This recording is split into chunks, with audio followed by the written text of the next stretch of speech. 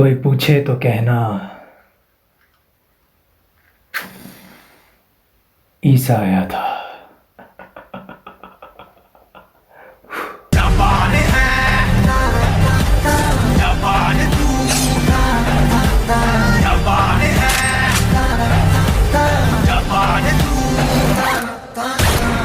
दोस्तों, मेहरबानों, कदरदानों, क्या हाल है? आज हम बात करने वाले हैं obviously Pakistan mains national team की।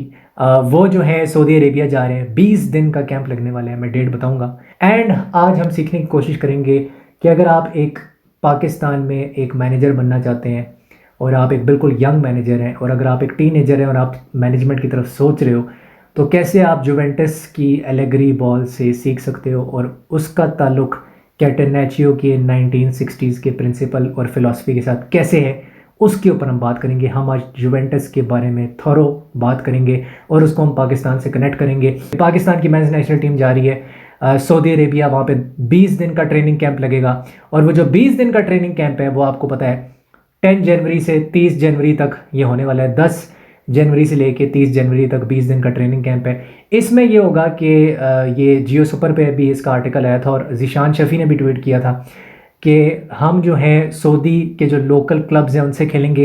इस बात की कोई क्लैरिटी नहीं दी गई है कि आया वो सऊदी प्रो क्लब्स होंगे, क्या वो सऊदी जो क्लब्स हैं वो सेकंड टायर होगा या जो निचली वाली डिविजन्स हैं उसके क्लब्स होंगे।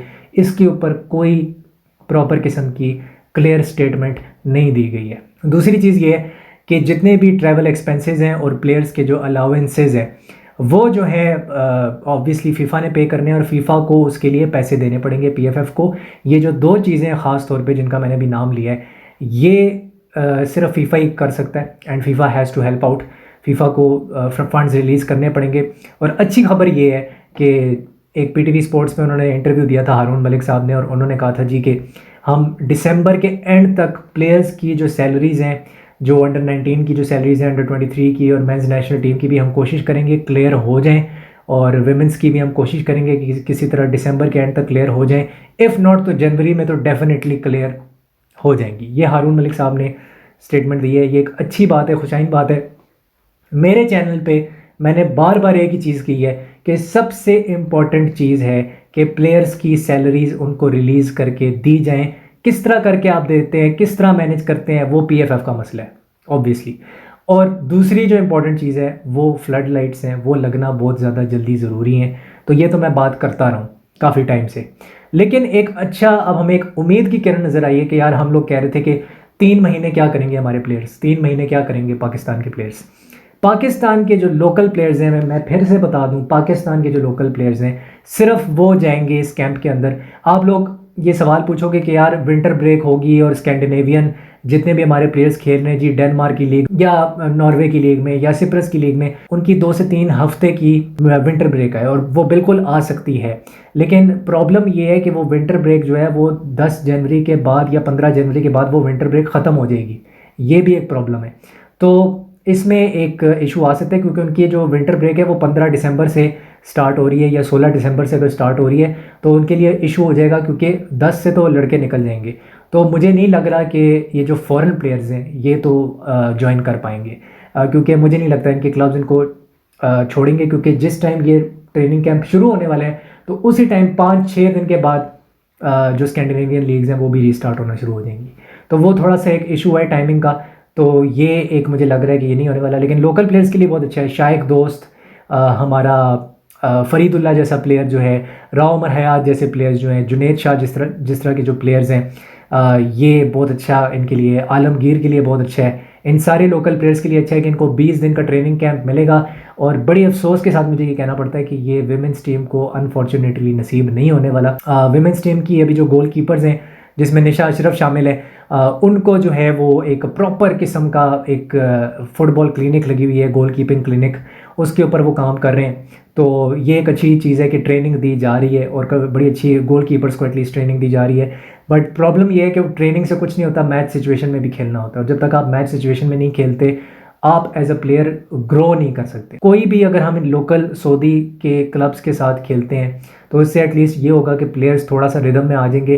लेकिन प्रॉब्लम फिर यही है कि फिर 30 जनवरी के बाद आप क्या करेंगे, क्योंकि फिर बीच में फरवरी का महीना है, ठीक है। उसके बाद फिर 21 दिन है, फिर वो 1.5 महीने का एक और स्पेल आएगा जिसमें प्लेयर्स फिर खाली बैठे हुए होंगे। तो वही प्रॉब्लम है कि मैं बार बार एक चीज़ कहता हूँ कि यार लीग होना इम्पेरेटिव है, इट इज़ एब्सोल्युटली नेसेसरी कि लीग यहाँ पर आए, उसी से कुछ होगा, वरना फिर बहुत मुश्किल हो जाएगा। इस तरह स्टार्ट और स्टॉप चीज़ें चल रही हैं, इस तरह नहीं होना चाहिए। डिपार्टमेंट्स जो हैं ऑब्वियसली अभी भी जो तारिक लुत्फ़ी साहब हैं एसएसजीसी के जो हेड कोच जो हैं, वो उनकी टीम थी एसएसजीसी, वो रह चुके हैं। वो अभी क्या कहते हैं पूरे तरीके से प्रोटेस्ट कर रहे हैं, प्रोटेस्ट पे प्रोटेस्ट किए जा रहे हैं, उनको बिल्कुल शर्म नहीं आ रही है। इवन दो उनका जो अपना डिपार्टमेंट है उसको नेशनल चैलेंज कप के टाइम पे हारून मलिक साहब और Pakistan football federation normalization committee ने बुलाया था कि आप नेशनल चैलेंज कप आएँ, 1 या 2 हफ्ते का ट्रेनिंग कैंप करें आप, और फिर आप नेशनल चैलेंज कप में हिस्सा लें। और उनके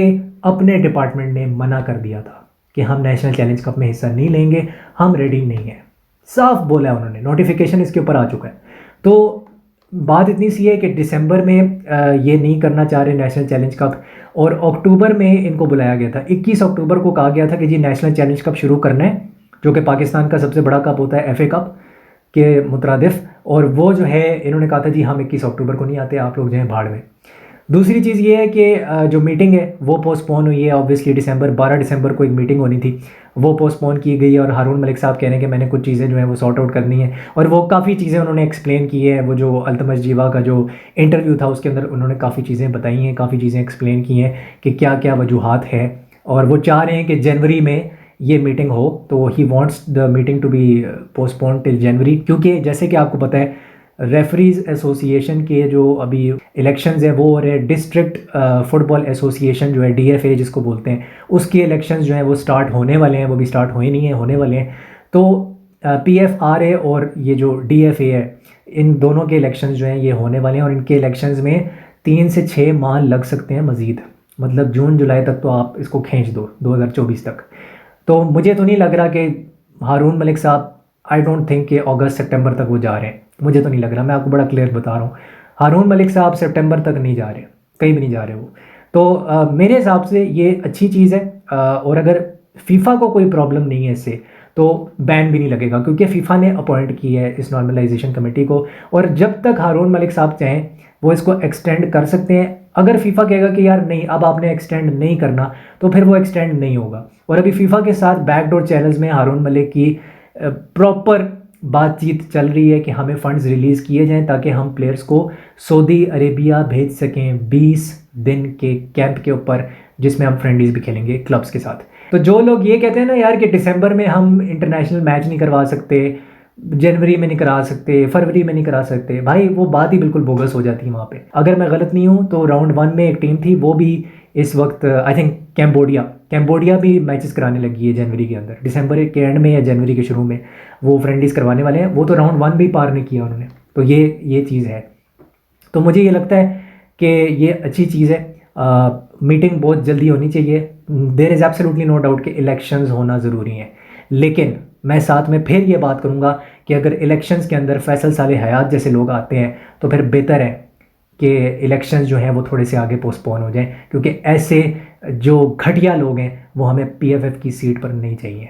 क्योंकि अगर आपकी पीएफएफ की सीट पे ऐसे लोग आएंगे तो मैं आपको बता दूं आप 100 साल पीछे चले जाएंगे, 100 साल पीछे आप जाएंगे फुटबॉल में, आप पहले ही साउथ एशिया से 50 साल पीछे हो, ये बात याद रखना मेरी। दूसरी जो मैं अपडेट देना चाहता हूँ, जिसके थोड़ी सी मैं एक आवाज़ भी उठाना चाहता हूँ कि भाई आप लोगों ने कहा था, पीएफएफ ये कह रही थी कि मुस्लिम चमन एफसी के मैचेस होंगे, बलोच नुश्की के मैचेस होंगे। किधर है मैचेस? डेट क्यों नहीं अनाउंस हुई अभी तक? डेट अभी तक क्यों अनाउंस नहीं हुई? किस जन्म में अनाउंस करनी है आपने, कब होगी? हमें बताएं तो सही, कुछ बताएं तो सही कि किस टाइम पे आपने दिसंबर के अंदर, या तो आप ये कहते हैं कि जी दिसंबर 2024 में मैच करवाना है आपने, फिर हमें समझ भी आती है। दिसंबर तो आधा गुजर गया, तो किधर है मैचेस? डेट किधर है? आपने कहा था कोयटा में मैच होगा, कहाँ है डेट? तो ये बड़े इंपॉर्टेंट और पर्टिनेंट सवालात हैं जो कि मैं ऑब्वियसली पीएफएफ से पूछना चाहता हूँ, और ये हर पाकिस्तान फुटबॉल फ़ैन को एज अ क्यूरियोसिटी पूछना चाहिए कि ये मैचेस कब होंगे, जो कि सैफ क्लब चैम्पियनशिप में जो आपने टीम भेजनी है, भाई मैचेस करा दो ताकि पता लग जाए कौन सी टीम जानी है सैफ क्लब चैम्पियनशिप में, ताकि हमें भी थोड़ा सा वो इबाहम ना हो, एम्बिग्विटी ना हो कि भाई हमें नहीं पता कि कौन सी टीम जा रही है। हम भी लोगों को बता सकें भाई ये वाली टीम है, ये जा रही है सैफ क्लब चैंपियनशिप में। एक और चीज़ मैं बताना चाहता हूँ बड़े क्लैरिटी के साथ, जितनी भी टीम्स इंडिया में या बांग्लादेश में खेल रही हैं, वो जो AFC कप के अंदर खेल रही हैं, जो AFC चैंपियंस लीग में खेल रही हैं, जो AFC चैंपियंस लीग लाइट में खेल रही हैं, जो जिस कंपटीशन में भी खेल रही हैं जो AFC से एफिलिएटेड है, वो सैफ क्लब चैंपियनशिप नहीं खेलेगी। तो ये मोहन बगान, ईस्ट बंगाल, मुंबई सिटी, ये इसमें नहीं पार्टिसिपेट करने वाली है, ये तो आप भूल जाओ। तो ये मैं कहना चाह रहा था। और मे बी वसुंधरा किंग्स भी नहीं होगी, फॉर श्योर।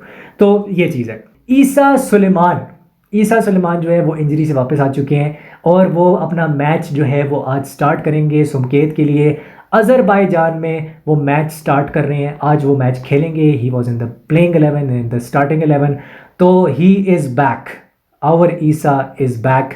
तो ये बहुत ही एक खुशखबरी वाली बात है। अब हम आते हैं जुवेंटस के ऊपर, और जुवेंटस पे मैं ये बात करना चाहता हूँ कि भाई the old lady is back, Bianconeri is back.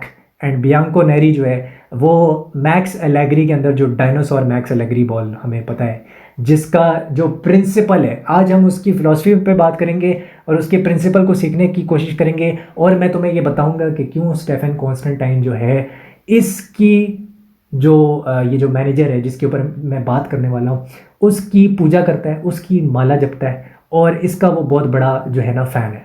और ये जो मैनेजर है इसका नाम है हेलेनियो हेरेरा, जो कि 1960s में इंटर मिलान के अंदर उसने पॉलिश किया था कैटेनाचियो की फ़िलॉसफी को। जैसे हम कहते हैं कि यार योहान क्राइफ फ़िलॉसफी एक, ठीक है, उससे हम कहते हैं कि जी कैटेनाचियो की एक क्या है, फ़िलॉसफी है और एक प्रिंसिपल्स हैं उसकी। उसके प्रिंसिपल्स ये हैं कि भाई आपने लो ब्लॉक में खेलना है, आपने कोशिश करनी है कि 5-3-2 फॉर्मेशन, और उसके अंदर एक स्वीपर होना चाहिए। स्वीपर की मैं तुम्हें अगर एग्जांपल दूं तो फ्रांस बैकनबॉयर एक ज़माने में जर्मनी के लिए बहुत ही ज़बरदस्त किस्म के एक होते थे, स्वीपर होते थे, and he is known one of the greatest defenders in world football. तो बायर्न म्यूनिख के लिए भी खेल चुके हैं, जर्मनी के लिए भी खेल चुके हैं। तो बैकनबॉयर जो थे ना, वो एक ऐसे स्वीपर थे जिन्होंने इस रोल को आप कह लो पॉलिश किया था प्योर तरीके से। कैटेनाचियो की जो फिलॉसफी है वो 1930 से चलती हुई आ रही है, लेकिन इसको पॉलिश किसने किया था? इसको पॉलिश किया था हेलेनियो हेरेरा ने। और 1965 में हेलेनियो हेरेरा ने क्या किया था? 1965 में उसने जीता था ट्रेबल विद इंटर मिलान, जो कि ऑब्वियसली अगर किसी को नहीं पता इटली की टीम है, जो कि आज भी सीरिया में खेलती है और इस वक्त भी सीरिया में वो टॉप पे है। तो कैटेनाचियो का प्रिंसिपल बेसिकली ये है कि जो आपकी मिडफील्ड की लाइन है और आपकी जो डिफेंस की लाइन है, अगर फॉर एग्जांपल आप 5-3-2 के अंदर खेल रहे हो, ये एक फॉर्मेशन है, तो आप जो हो बिल्कुल लो ब्लॉक मेंटेन करोगे और 25 मीटर के अंदर आपकी ये जो लो ब्लॉक है ये होनी चाहिए, यानी कि आपकी फॉरवर्ड लाइन भी और आपकी डिफेंस लाइन भी। ये कैटेनाचियो का प्रिंसिपल है। दूसरा उनका प्रिंसिपल क्या है कि उनके जो फुल बैक्स हैं और वो जो विंगर्स हैं वो काउंटर अटैक करेंगे और फास्ट ट्रांजिशन में काउंटर अटैक होगा, जैसे क्लॉडियो रेनेरी की लेस्टर करती थी। तो जब भी सुबह 5 बजे होजे मोरिनियो उठता है तो वो पूजा करता है किसकी? हेलेनियो हेरेरा की। इसकी शक्ल देख के उसको ऑर्गेनिज्म आता है, हाँ, और वो इसकी पूजा करता है, वो इसका पुजारी है। एक होता है हवस का पुजारी, दूसरा होता है हेरेरा का पुजारी, और वो है डिएगो सिमियोने और होजे मोरिनियो। और स्टेफन कॉन्स्टेंटाइन भी इस बंदे का पुजारी है, वो इसको भगवान मानता है। इस आदमी को स्टेफन कॉन्स्टेंटाइन भगवान मानता है। तो ये है भगवान, किसका? हराम बॉल का भगवान। कभी कभी लगता है कि अपन ही भगवान है। हराम बॉल क्या है? कैटेनाचियो प्रिंसिपल, जिसको तुम आज के ज़माने में हराम बॉल कहते हो, वो 1960s में उसको कैटेनाचियो प्रिंसिपल बोला जाता था। इसको बर्नली इंप्लीमेंट करती है, इसको जुवेंटस इंप्लीमेंट करती है, इसको एवर्टन इंप्लीमेंट करती है, शॉन डाइश नाम तो सुना होगा, और इसको इम्प्लीमेंट करती है ऑब्वियसली स्ट्रोक सिटी जैसी टीम्स इसको इम्प्लीमेंट करती हैं। और आज के ज़माने में आप कह सकते हो कि जो रगेड किस्म की फ़ुटबॉल खेलते हैं जैसे शेफील्ड यूनाइटेड है, वो कुछ लोग उनको ये भी कहते हैं कि यार ये तो रग्बी की टीम है। तो Sheffield United is doing that. Chris Wilder के एरा में ये होता है कि they also use the principle while defending of the ball. ये इन पोजेशन की बात नहीं हो रही, ये बात हो रही है ऑफ द बॉल, जब बॉल आपके पास नहीं है, आउट ऑफ पोजेशन। तो आउट ऑफ पोजेशन में जो हेरेरा का प्रिंसिपल है, यानी कि जो कैटेनाचियो प्रिंसिपल, जिसका मतलब होता है कि जी डोर बोल्ट, वो ये कहता है अपने फुल बैक्स को, खास तौर पे वो कहता है कि जी तुमने ये जो जोन है ना, इसको पकड़ के रखना है, इस जोन से आगे नहीं जाना। ये हरेरा के टाइम पे होता था। एक इनके इंटर मिलान के एक डिफेंडर होते थे और वो स्वीपर थे और उनका नाम था पीची। तो ये हम अक्सर एक लफ्ज़ यूज़ करते हैं कि जो डिफेंडर्स होते हैं जो कि आगे बॉल ड्रिबल करके जाते हैं, मिडफील्ड में घुसते हैं, फिर फ्रंट लाइन में घुसते हैं, फिर पास निकालते हैं, जैसे जोएल मैटिप करता है। इन जैसे प्लेयर्स को क्या बोलते हैं? लिबेरो बोलते हैं कि यार ये बॉल कैरियर है। ये क्या है? बॉल कैरियर है। बॉल कैरियर के लिए एक टर्म इस्तेमाल होती है लिबेरो। जो डिफेंडर होता है वो बॉल कैरियर होता है, उसको बोलते हैं लिबेरो। तो लिबेरो जो है वो पीची सबसे पहले जो था ना, मेरे हिसाब से he was the one of the first renowned liberos. उससे पहले भी लिबेरोस थे but he was a very renowned libero. जैसे कि मैंने बताया कि 1930 से प्रिंसिपल चल रहा है। तो पीची जो थे उनको तो ये इंस्ट्रक्ट किया जाता था कि भाई हाफ लाइन से आगे तूने नहीं आना, हाफ लाइन से पीछे ही रहो। और अगर आप स्टेफन कॉन्स्टेंटाइन की फ़िलॉसफी पे थोड़ा सा गौर करें और अगर आप राव उमर हयात जो कि पाकिस्तान के राइट बैक है उनका आप हीट मैप निकाल के देखें तो वो जोन 3, 6 और 9 में मंडरा रहे हैं इस हीट मैप के मुताबिक। और आपको नज़र आएगा कि वो हाफ लाइन से आगे जाता ही नहीं है। क्यों? उसको मैनेजर ने बोला है, स्टेफन कॉन्स्टेंटाइन ने, तूने हाफ लाइन से आगे नहीं जाना। और ये किसका प्रिंसिपल है? कैटेनाचियो प्रिंसिपल है, जिसको स्टेफन कॉन्स्टेंटाइन अपनी मैनेजेरियल फिलॉसफी में इंटीग्रेट करता है। तो हराम बॉल की बुनियाद रखी थी हेलेनियो हरेरा ने, और कैटेनाचियो का प्रिंसिपल जो कि 1930 से चलता हुआ आ रहा है, ये कोई आज का प्रिंसिपल नहीं है। इसको जावी भी इम्प्लीमेंट करता है बार्सिलोना में, इसको इवन रियल मैड्रिड में हमारे जो चाचा हैं एंचेलोटी चाचा, वो भी इसको जो है इम्प्लीमेंट करते हैं। तो इसको बहुत ही ज़्यादा माना जाता है कि यार ये डिफेंसिव सॉलिडिटी में जो बिलीव रखते हैं ना, अल्ट्रा डिफेंसिव। जब भी आपके दिमाग में आता है कि यार अल्ट्रा डिफेंसिव हम हैं, तो you talk about the catenaccio principle. लेकिन कैटेनाचियो प्रिंसिपल कहता है कि आपका जो फील्ड टिल्ट है वो ज़्यादा इंपॉर्टेंट है देन योर पोजेशन। 65% पोजेशन रख के ज़रूरी नहीं है कि आप मैच जीतें। बार्सिलोना और सेल्टिक का मैच निकाल के देख लो 2012 वाला, उसमें कितनी पोजेशन थी मुझे बता दो सेल्टिक के पास। आप जर्मनी का और ब्राज़ील का मैच निकाल के देख लो, 7-1 जो जर्मनी ने हराया था ब्राज़ील को, कितनी पोजेशन थी? जर्मनी की पोजेशन थी 49%, ब्राज़ील की पोजेशन थी 51%। 7-1 से कौन जीता? जर्मनी। तो पोजेशन ठीक है, एक इम्पॉर्टेंट चीज़ है, एक इम्पॉर्टेंट पॉइंट है कि यार हम कहते हैं कि यार ये इंपॉर्टेंट है, ठीक है, मैं ये नहीं कह रहा कि ये इंपॉर्टेंट नहीं होता, लेकिन विदाउट पोजेशन भी आप सामने वाली टीम को मार सकते हो। जुवेंटस में 3-5-2 के अंदर खेलता है एलेग्री, ठीक है, और पिछले 5 मैचेस अगर आप निकाल के देख लो तो 33%, 36%, 34%, 40% ये है जी पोजेशन। और हरा रहा है वो टीमों को। इंटर मिलान से 1-1 ड्रॉ कर देता है, नेपोली से 1-0 ड्रॉ कर देता है, मोन्जा को हरा देता है, ठीक है, एक और टीम थी उसको भी उसने हरा दिया था। तो मैचेस जीत रहा है वो, लेजियो को उसने हराया था। तो he is winning matches with 33 या 35% पोजेशन ऑन एवरेज। इसका मतलब क्या है कि आप फील्ड टिल्ट से मारोगे, पोजेशन से नहीं मारोगे सामने वाली टीम को। अब फील्ड टिल्ट क्या है तुम पूछोगे? फील्ड टिल्ट वर्सेस पोजेशन अक्सर डिबेट होती है, क्या इंपॉर्टेंट है। फील्ड टिल्ट का मतलब ये होता है कि अगर आप ऑपोजिशन के हाफ में 70 पासेस करते हो फॉर एग्जांपल, ठीक है, और जो सामने वाली टीम है वो आपके हाफ में, जो आपका फाइनल थर्ड है, आपका जो फाइनल थर्ड है, क्योंकि 3 थर्ड्स होते हैं, फाइनल थर्ड में 30 पास करती है, तो आपका फील्ड टिल्ट क्या होगा? 70-30 होगा। आप 70% से आप क्या कर रहे हो? आप डोमिनेट कर रहे हो। टेरिटोरियल डोमिनेंस बोलते हैं इसको, एरिया को डोमिनेट कर रहे हो तुम, टेरिटोरियल डोमिनेंस। तो ये इंपॉर्टेंट है। इससे क्या मिलती है? क्लिनिकलिटी। इससे क्या मिलती है? इंसाइसिवनेस। इससे क्या मिलती है? पेनिट्रेशन, जो कि ज़्यादा इंपॉर्टेंट है। मुझे ये बताओ, एक पास से अगर तुम एक टीम को खोल देते हो तो क्या 10 पासेस करना ज़रूरी है? नहीं। यही फील्ड टिल्ट का कॉन्सेप्ट है और हेलेनियो हरेरा का भी यही कॉन्सेप्ट था कि पीछे सॉलिड डिफेंडिंग करो, लो ब्लॉक में डिफेंडिंग करो।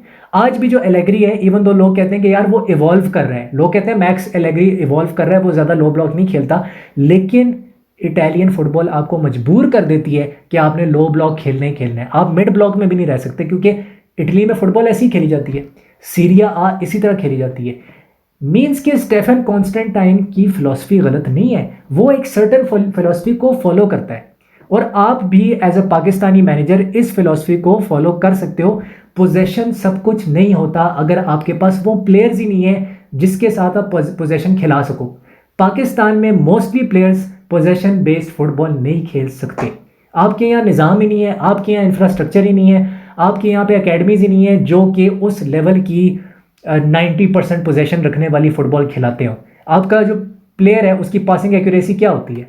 आप अपने प्लेयर्स की पासिंग एक्यूरेसी निकाल के देख लें जो सऊदी अरेबिया में उन्होंने की है। डायस्पोरा प्लेयर्स को ना इंक्लूड करना, लोकल प्लेयर्स की बात कर रहा हूँ। लोकल प्लेयर्स की पासिंग एक्यूरेसी देख लो कि क्या है इन 2 मैचेस में, ये जो ताजिकिस्तान वाला और सऊदी अरेबिया वाला।